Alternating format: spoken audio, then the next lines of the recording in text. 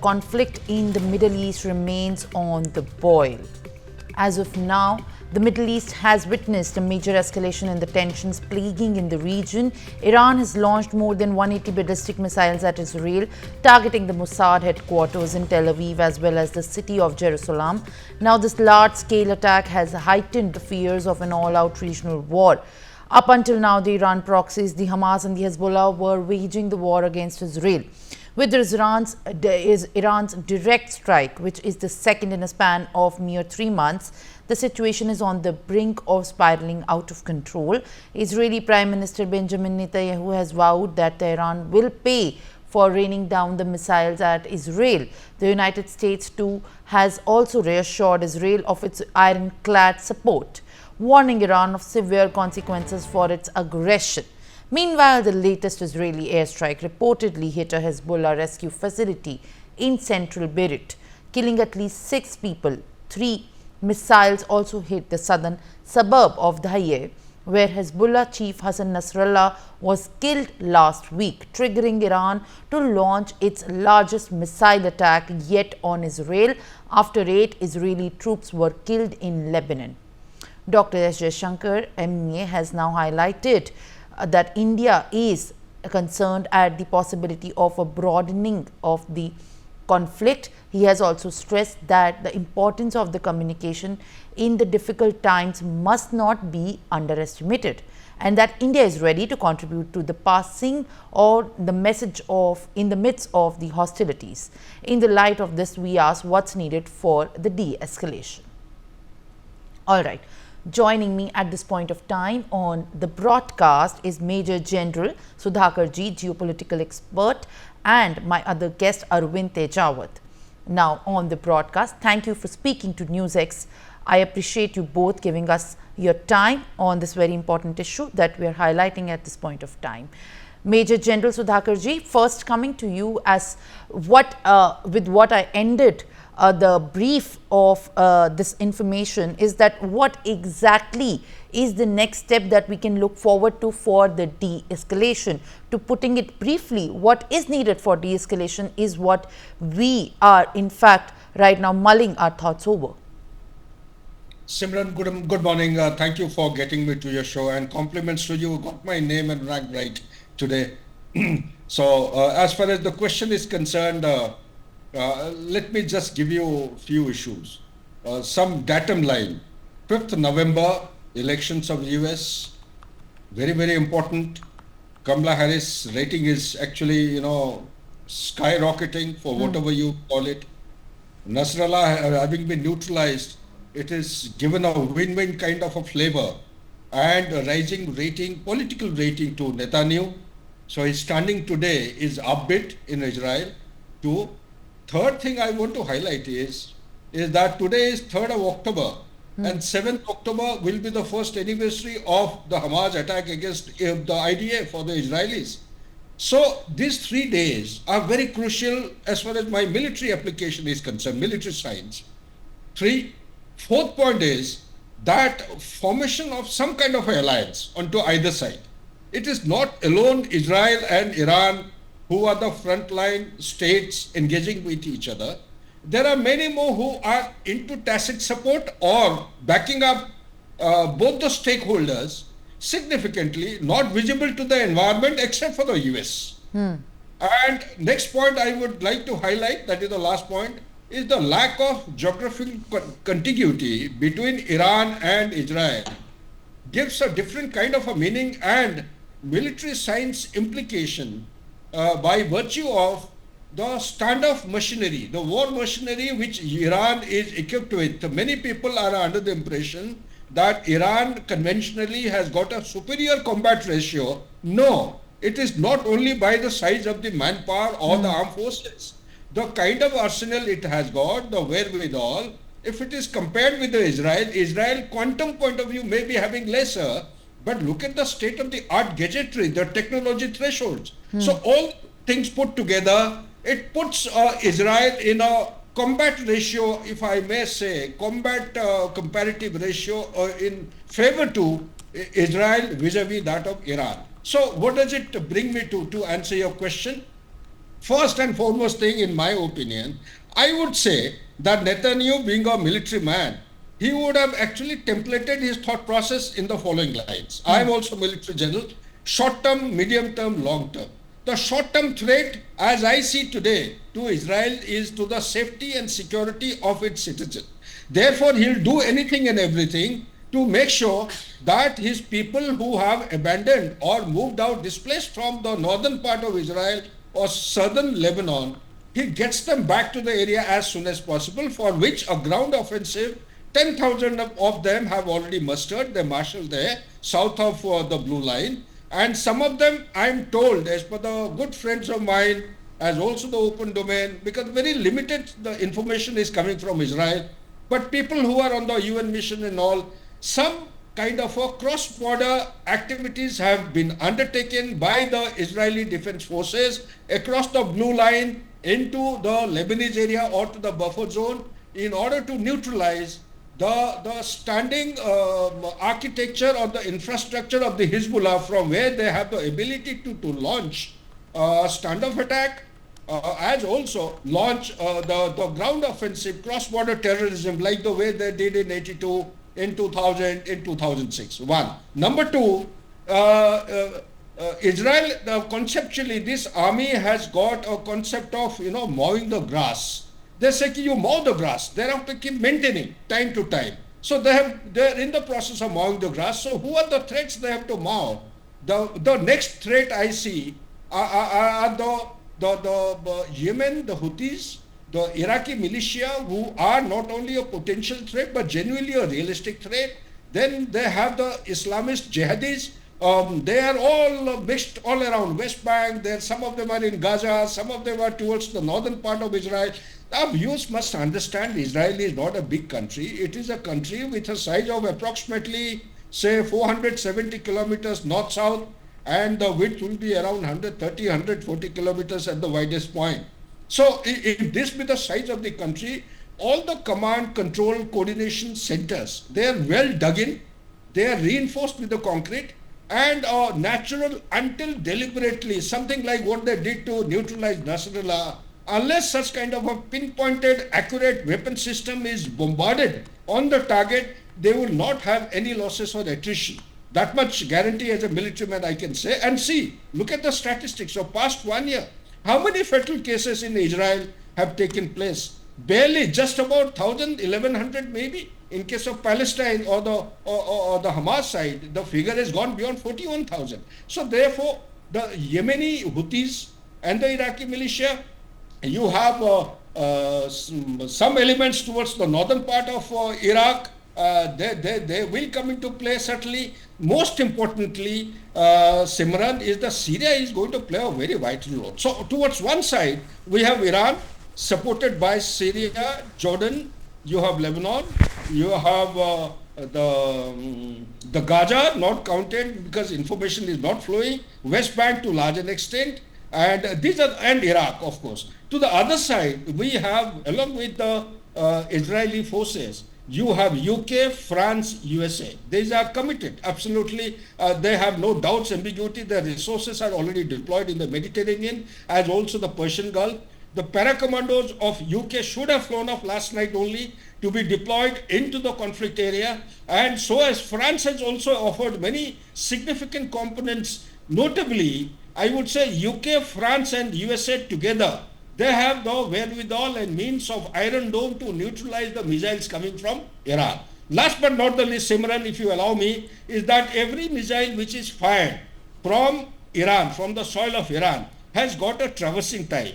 1,800, 2,100 kilometers of distance gives adequate preparatory time for the Iron Dome, seek, sensor and strike. 3 different components. Seeking the information, that is the sensor. Thereafter feeding the information by command control communication to the striker, and the striker is striking the thing to neutralize either in the air, that is up to 100 kilometers in the atmospheric layers, or maybe far off at a distance of 1,500 kilometers away, depending on the range of the radar and the striking capability. So this is actually empowering the Israeli Iron Dome to neutralize to large an extent. Although I am conscious of the fact Iran has claimed 90% of its missiles have hit the Israel. That is how the casualties are being reported. 8 of them have died in the IDF. So, will this be the kind of scenario? The Air Force of Iran today is not competent enough, not capable enough to undertake such kind of missions where the air defense of Israel is very strong. It can neutralize these aircrafts in no time. So the effectiveness of the combat power of Iran, to my mind and assessment, is inferior to that of Israel. So where is it going to hit? Is it going to hit any target in case of Iran?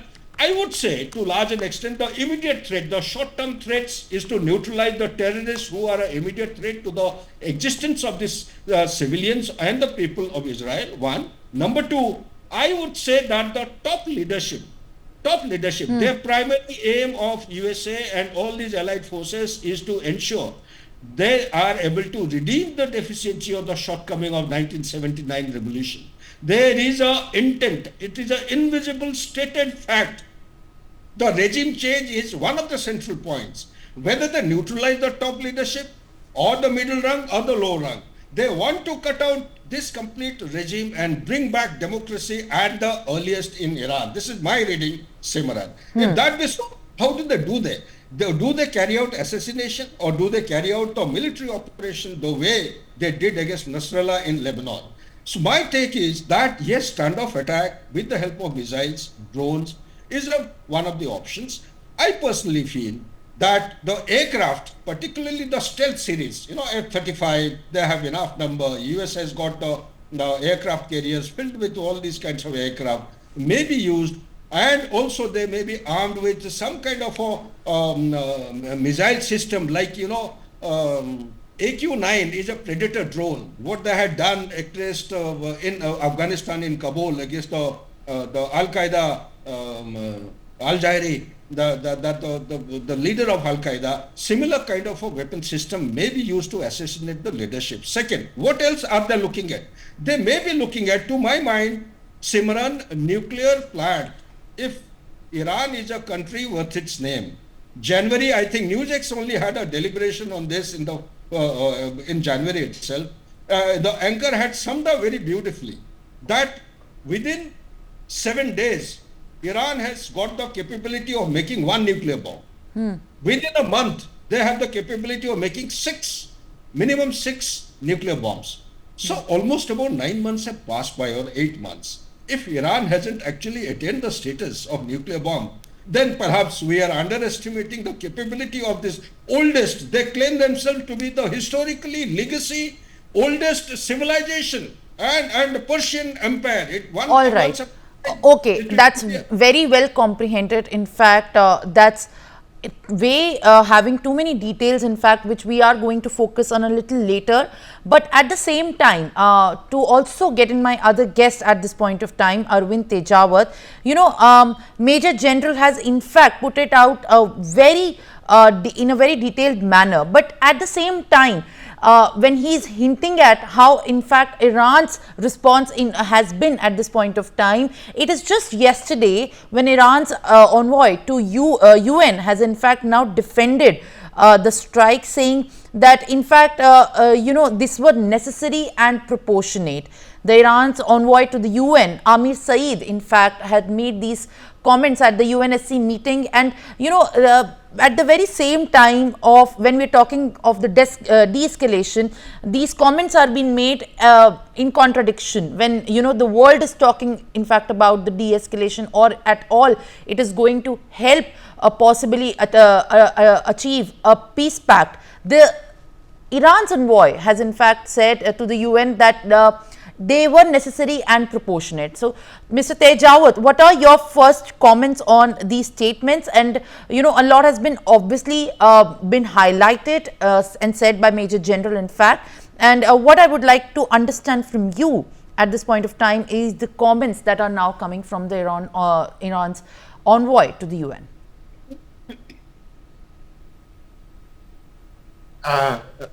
Simran, can you hear me? Am I audible to you? Yes, I can hear you. Yes, I can hear you. Right. Simran, I'm very much impressed by Major General Sudhakar Sahab, like you said earlier. So I'm impressed by his deep analysis, but at the same time, he analyzed the things as the army journal, and I'm agree with him. But I believe, as a political scientist, that if the Iran and the Iraq and the Israel and the others, the separatist group there in that particular area, the Islamic terrorists, we call them, and the Islamic scholars, they name them in a different way.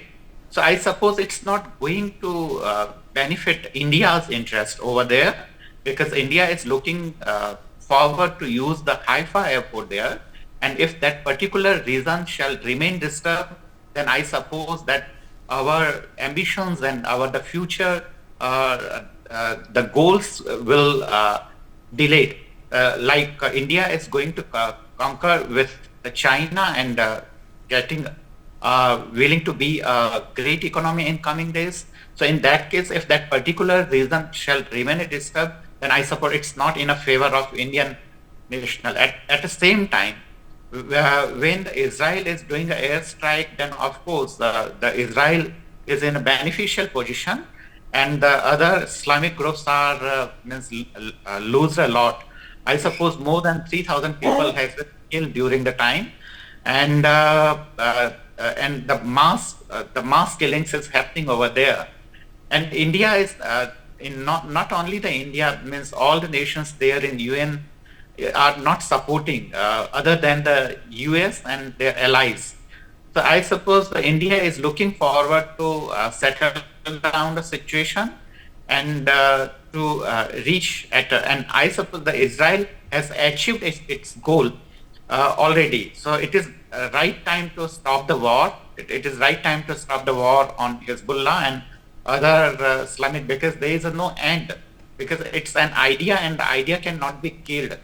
So I suppose that this is the right time to come back, and even if we name a survey there in a Israeli university, then even in people there in Israel, the 75% people in Israel out of means the conclusion came out of a survey.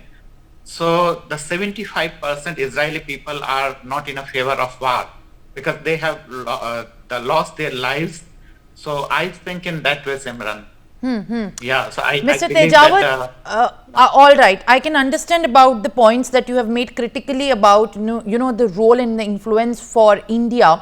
But Major General, also it's important to look at this point, which I wanted to bring up as we proceed further in the conversation about the US now criticizing the decision by Israel to declare the UN Secretary General about Guterres, the persona non grata at the UNSC meeting. At one point, the US had in the very open had now supported the Israel's decision to now pour into the ballistic missiles at Iran at the same time.